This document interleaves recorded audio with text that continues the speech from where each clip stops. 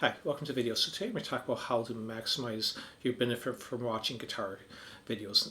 Now I'm going to oversimplify some of this stuff, but basically I would say there's two kinds of instructional videos. Ones where it's primarily talking, like the one I'm going to do today, and ones where you're trying to learn something specific, some chord fingerings, scale, arpeggio, licks, a song, something like that. This is a little bit more hands-on. So if you're watching and there's also a lot of videos that are just more aimed at entertainment, that's maybe just playing guitar and it's not really trying to teach anything.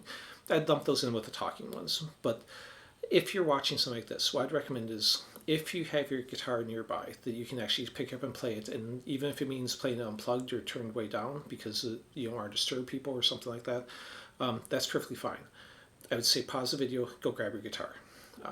Now, if you don't have your guitar nearby, that's okay too, because the talking videos are easier to get something to benefit out of it when you don't have your guitar compared to ones where they're actually teaching you a lick or something. That's a little bit harder to get the benefit if you don't have your guitar there. So these are good to watch when you don't have access. It's not taking away time if they could be playing guitar because you're not at home or don't have access to your guitar. Or the other thing is we're going to practice while watching this. So basically there's two kinds of practice. Again, if I oversimplify it, you have focused practice when you're really working on getting clean notes, getting your rhythm right, the synchronization between your hands, figuring out what fingering is best for whatever it is, chord, song, lick, arpeggio. And you really focus on all those details on that, the efficiency and all that stuff. That you should be doing with as much focus as possible. The other kind of practice is the more mindless rote practice, when you kind of already have something memorized. Like you already know this scale and you can play through it without any problem. But it's maybe not as consistent as you want, or there are areas that you have trouble or this have to slow down. Like a lot of people have trouble descending, or they have trouble with the shift. So those parts are when you can kind of you need the physical repetition to get better with it. That's a perfect thing to practice while watching something like this, because you can sit there and just, again, do a bunch of repetition in that type of fashion. Now maybe it's also something where you already have it down, but you're trying to put some sort of sequence in it. Again, you just need repetition, because whatever the sequence is, you already know what picking, what fingering, and all that stuff, but you can't get the consistency level or the speed that you're wanting. Okay, and I'll link videos showing those sequences if you do, and some other ones if you do want to learn those or try them. Okay, so if you are now playing a video that is trying to teach a specific technique or something like that, those are better to also play with your guitar in your hand, so you can pause the video and try the ideas as you see them. If you see something that's interesting, you can try it. But if you don't have your guitar, that's okay too. But then what I do is use it as a way to find things you want to play in the future, so as not to waste time when you do have your guitar. Take like just a notepad and pen and write down the timestamp of what you want to learn in that video. Maybe it's a 10-minute video, but there's maybe only 2 ideas in it you actually want to learn. So write the name of the video and the timestamps for where those ideas are. And then when you do have your guitar, you can easily go back to those quickly, and especially if you're watching multiple videos at a time, you're probably not going to remember what you want to learn, and you have to watch them again, which again is wasting potential practice time when you do have your guitar. Another thing on the playing the videos, if you have the ability to, like on my videos, on my Patreon page, wherever the video is, you can download the Sheets of tab for it, and then you don't have to return back to videos. So if you have that option, it's a good thing to download and ideally print it out if you can. A lot of times, like in my area, you can print out stuff for free at the library or at a very cheap price, and then you don't have to even turn on the video. You watch the video once, and then you have the tab, and you can sit there anytime you want to just pull up the tab and say, okay, I'm going to practice this. And it saves you time. And if you need to check yourself and go watch the video again, that's fine. So that's why I prefer on my stuff to always put the tab, and you know, this is how much tab I've got on my Patreon page, which is all free. You don't have to be a member. Then I'll put a link in the description. So there's a page or two corresponding with each of the instructional videos. Okay, so print that out so you can practice it away from the computer or wherever you're watching it on. Another thing to think about when you are watching something instructional is take simple ideas that you learn. Don't underestimate those.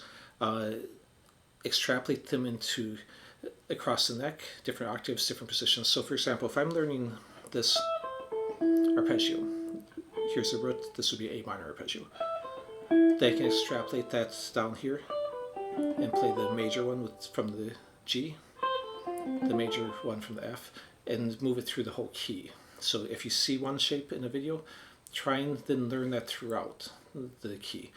If you see, or try and take that basic idea and combine it with the scale, or take it and combine it with other arpeggios. So make it into something you can actually use. Don't just play it the way that was shown. Now, on the other hand, if you see something very complex in a video, like for example, if they are taking this and then moving through different arpeggios, take each one of those individual arpeggios and make them simple. Make them something that you can play by itself, so that then you can create your own ideas from it. So basically making simple things complex by combining it with different ideas, or complex things simple so you can create your own combinations that aren't stuck to just the one that was shown in the video. And of course, you know, if you play different keys, take ideas and move them into different keys. And that can be one of those kind of rote exercises too. If you feel pretty comfortable with the idea, you might move it to a different key, and it's challenging enough to challenge you, but not so much so that you have to really focus as much on it. Okay. Another thing to think about, look at when you're looking at fingerings on a video. I would, for one thing, try and watch on as big a screen as you can. If you're watching on the phone, it's going to be very hard to see what's actually being done unless you're zooming in. So either zoom in or watch on at least a laptop or PC or even a TV, where you can really see what the fingering, what the picking is. So you can see the examples. You'll try and look at, if it's someone you consider a good player, look at how they're doing it. But of course, you know, some good players have bad habits too, so take that with a grain of salt. You know, if someone's moving more than they need to, even if they're a good player, you know, you don't necessarily want to emulate that.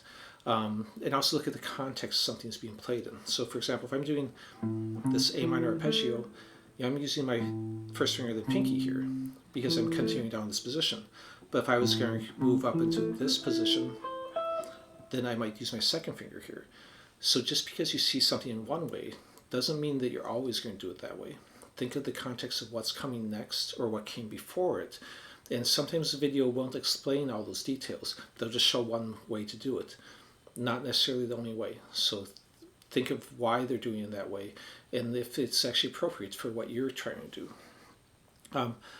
Another thing, don't watch too many videos in one day. I know this is counterproductive for my own channel, but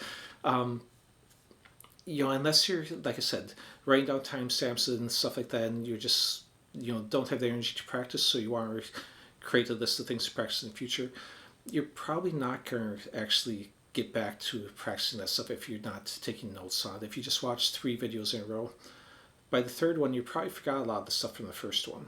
So watch a video, like I was showing, you can take a simple idea and do a lot of different things with it and really learn the ideas from the video, at least ideas you're interested in. You don't have to learn everything from a video. If you get one good idea from a video, that's pretty good, especially if you got some, you know, rote practice in, like we were talking about earlier, while watching it, you got some practice time in, you learned one new idea, and then you can, you know, focus on that for the period of your practice time.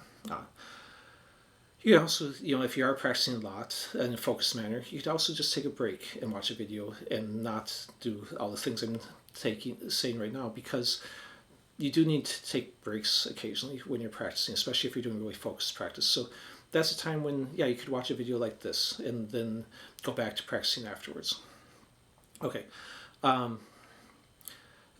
thing to think about, I've noticed with my own channel that I get a lot of new subscribers on it. Well, not as many as I'd like, but you know, I get new ones. But I find that most of those people just watch whatever comes out next. Something appears in their feed, so they might click that. But that's not always the best thing for you, because like for me, I've got right now probably around 160 videos out. A lot of the videos I come out with are aimed at advanced or intermediate players. So if you're a beginner player, you're much better off rather than clicking a new video I've got that maybe has you shifting through scales across the neck or playing extended arpeggios or something like that, or sus4 arpeggios or something. You might be better off going back and watching my videos on open chords or bar chords or pentatonic scales, which I have on that. So go back and watch old content, because a lot of times I find that some of my old videos don't get watched by anyone for months at a time. So all the new subscribers are just watching what's coming out new, and they're not necessarily going back through a playlist and looking at what might be something that's more appropriate for them, something that actually benefit them more than whatever the new content is. So, be careful about just watching new content. Look at what's going to actually help you the most. Okay, so hopefully, this gave you a couple ideas to help you out. The main thing is, don't spend too much time scrolling through social media when you could be practicing. Do that when you don't have your guitar. When you have your guitar, try and practice as much as you can. Anyways, thanks for watching, and please like, subscribe, all that stuff. Thanks. Bye.